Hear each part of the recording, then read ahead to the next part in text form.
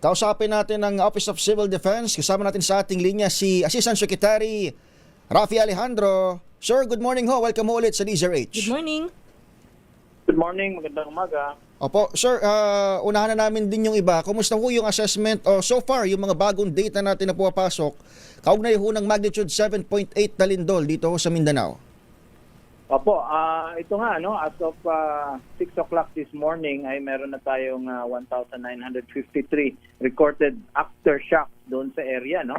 Kaya tuloy-tuloy pa rin po talaga ang pag-iingat dapat ng ating mga kababayan doon. Kasi ngayon, umaabot na po na halos 35,673 families covering around 199 barangays, no, na apektado dito sa regions 12, 11, kasama na dyan yung 9 and BARM. So, sa casualty naman, medyo nakakalungkot at ito nga, nakikiramay tayo sa pamilya. Umabot na po ng 45, no?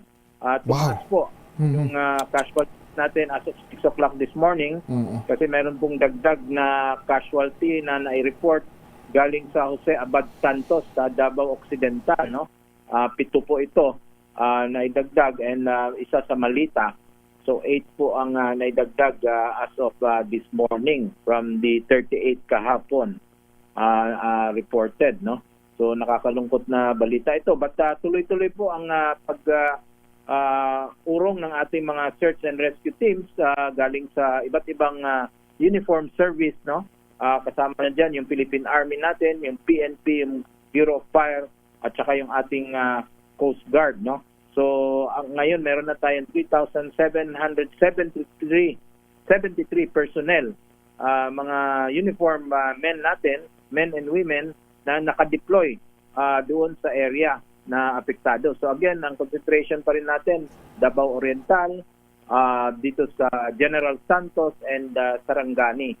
So sa damaged houses naman po, medyo tumaas po. Meron na pong 3,169 houses na reported na damage. Halos 528 dyan ay totally damaged. So tuloy-tuloy po ang ating search and rescue and retrieval.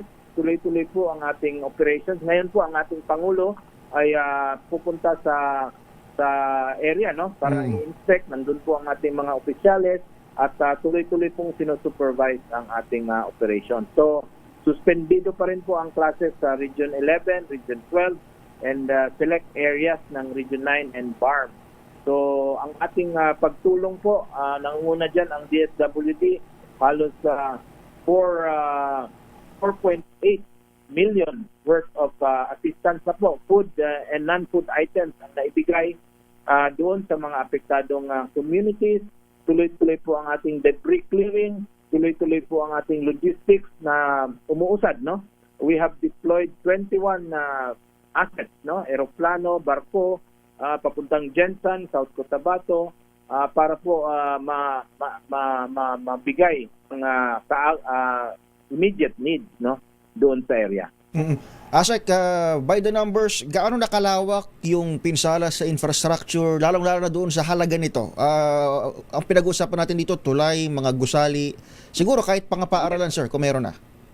Oo, meron tayong 562.8 million initial na damage to infrastructure. Ano? Ito yung pumasok na datos covering Region 11 and 12.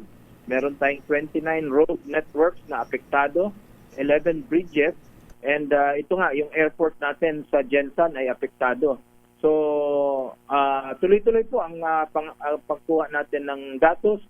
Nandyan po ang ating DPWH, kasama yung mga LGUs para po makuha itong mga estimates na ito. Kasi we are entering the 72 hours window, no? And talagang kailangan makuha na natin yung buong picture ng ating rapid assessment para po matagawa natin yung ating mag-shift tayo sa early recovery, no?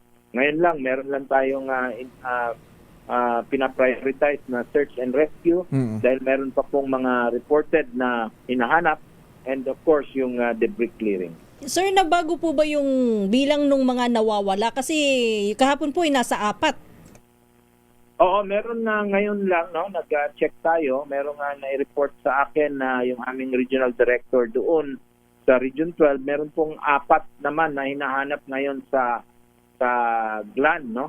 So 4 sa Gensan, 4 sa Glan. So ito lang po ngayon ang pinaghahawakan natin as far as missing is concerned, but ito po, may binavalidate tayo na halos 17 na itong reported missing, no?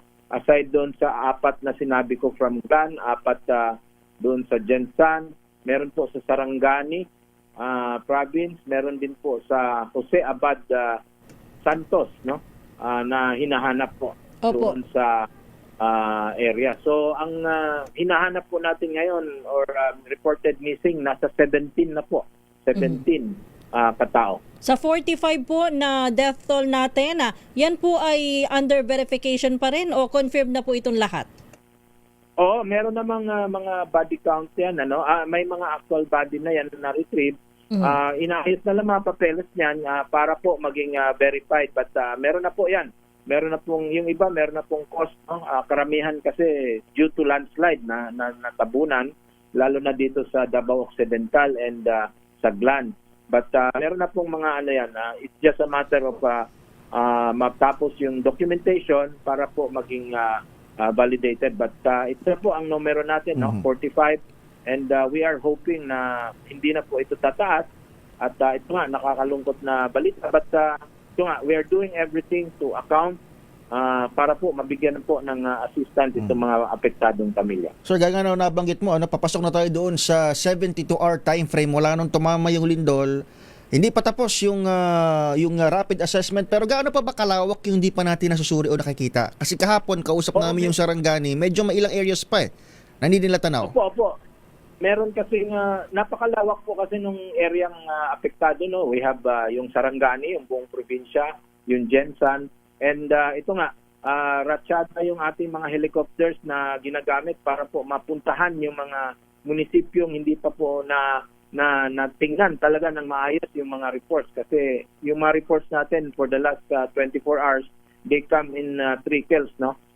Pero ito po, lahat po ng ahensya ay fully mobilized para po mabigyan ng assistance at makuha talaga yung mga tamang damage report. But ito po, may mga pictures na po tayo. Talagang ang dami pong apektadong mga infrastruktura at of course yung community natin. Nabanggit niyo po yung malawak kaya medyo hirap po ano. Yun lang po ba ang nagiging dahilan kung bakit medyo kumbaga ay kulang pa yung ating assessment pa sa mga hanggang sa ngayon?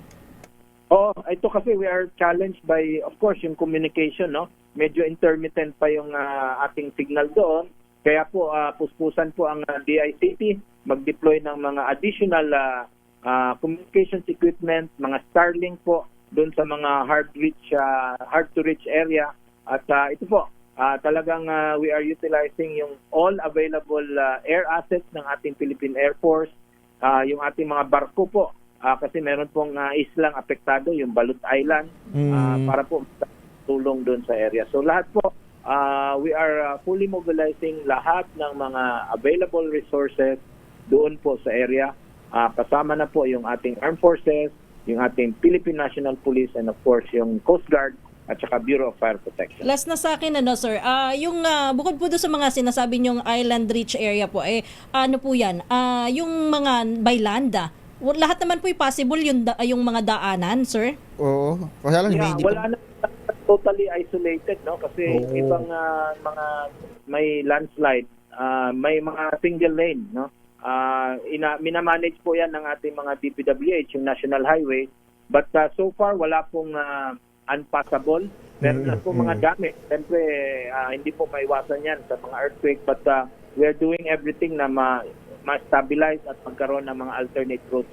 But so far, wala po talagang sinasabing isolated na lugar. Yung Balut Island po, napuntahan po yan kahapon. Nag-transport tayo ng mga biktima, no? From the island to Gensan and Glan para po mabigyan ng medical assistance. Sir Asek, may binabanggit ng Armed Forces at ang sinasabi ay may mga tumatawag daw na counterparts, military counterparts from other nations nag-signify ng tulong. May mga ganito na ba kayong ina-assess o ini-evaluate sa ngayon? Yes, meron po. Kasi we have receive offers of assistance sa ating mga partners or mga allies, no?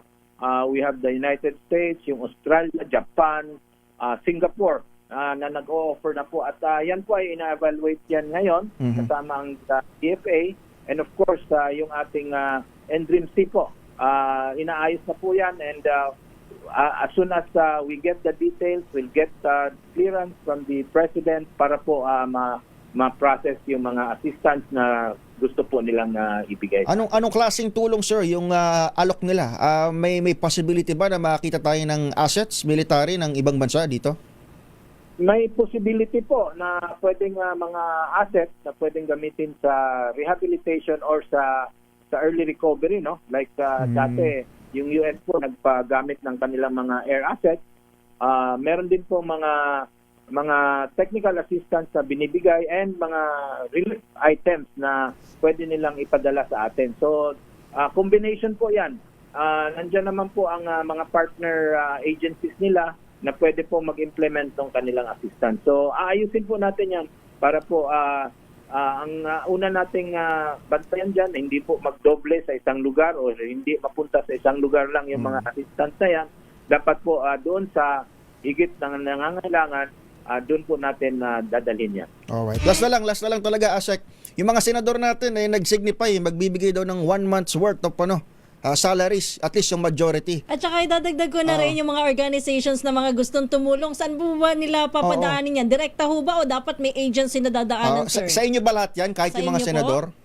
Opo, by protocol po, DSWD po ang namamahala niyan. Doon po natin i-channel. We will just facilitate po na mapunta yan sa tamang lugar po. So yun lang po ang i-focus natin. We can provide the logistics, no? Pero ang central po na base po sa instruction ng ating Pangulo at ni Secretary Teodoro, lahat po i-manage po ng ating DSWD. Alright. Maraming salamat sa oras, Asek Raffy Alejandro. Thank you po.